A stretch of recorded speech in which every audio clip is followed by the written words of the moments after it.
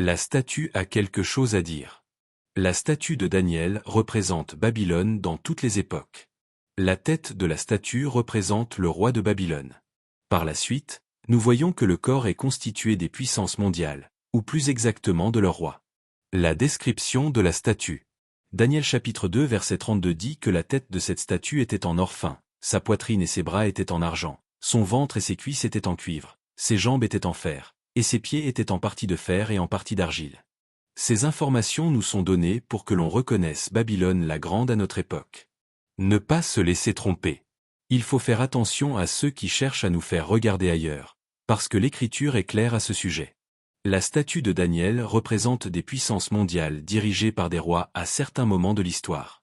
Ce qui nous amène à voir que les derniers rois, c'est-à-dire le 8e roi accompagné des 10 rois, vont vouloir prendre la tête dans la puissance mondiale.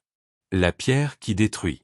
C'est à ce moment-là que le royaume, comparé à une pierre, va détruire tous ces royaumes. Cet événement est consigné en Daniel chapitre 2 verset 44, où le royaume remplacera tous les gouvernements humains. Une foi fondée sur les preuves. Il est important de savoir comment ces choses vont se produire. Si ces choses sont écrites, c'est pour qu'on les observe, et nous ne pouvons pas les laisser de côté. Nous ne pouvons pas croire superficiellement.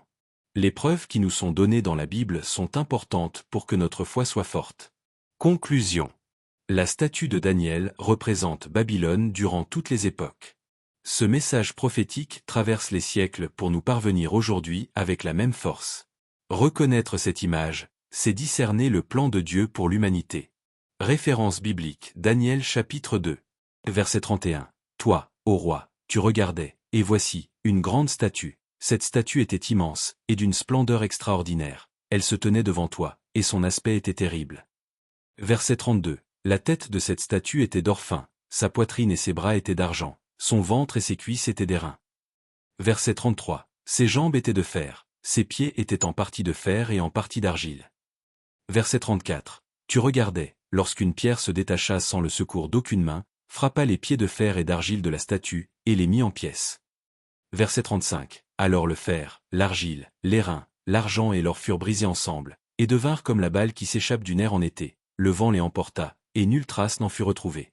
Et la pierre qui avait frappé la statue devint une grande montagne, et remplit toute la terre. Verset 36. C'est là le songe. Nous en donnerons l'explication devant le roi. Verset 37. Toi, ô roi, tu es le roi des rois, car le Dieu des cieux t'a donné l'empire, la puissance, la force et la gloire. Verset 38. Il a remis entre tes mains, en quelque lieu qu'il habite, les enfants des hommes, les bêtes des champs et les oiseaux du ciel, et il t'a fait dominer sur eux tous, c'est toi qui es la tête d'or. Verset 39. Après toi, il s'élèvera un autre royaume, moindre que le tien, puis un troisième royaume, qui sera d'airain, et qui dominera sur toute la terre. Verset 40. Il y aura un quatrième royaume, fort comme du fer, de même que le fer brise et rompt tout, il brisera et rompra tout, comme le fer qui met tout en pièces.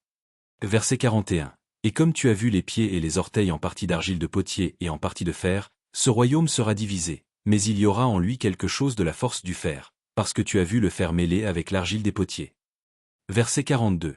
Et comme les orteils des pieds étaient en partie de fer et en partie d'argile, ce royaume sera en partie fort et en partie fragile.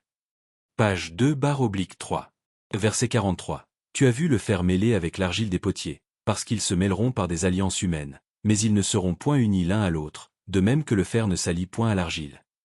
Verset 44. Dans le temps de ces rois, le Dieu des cieux suscitera un royaume qui ne sera jamais détruit, et qui ne passera point sous la domination d'un autre peuple. Il brisera et anéantira tous ces royaumes-là, et lui-même subsistera éternellement.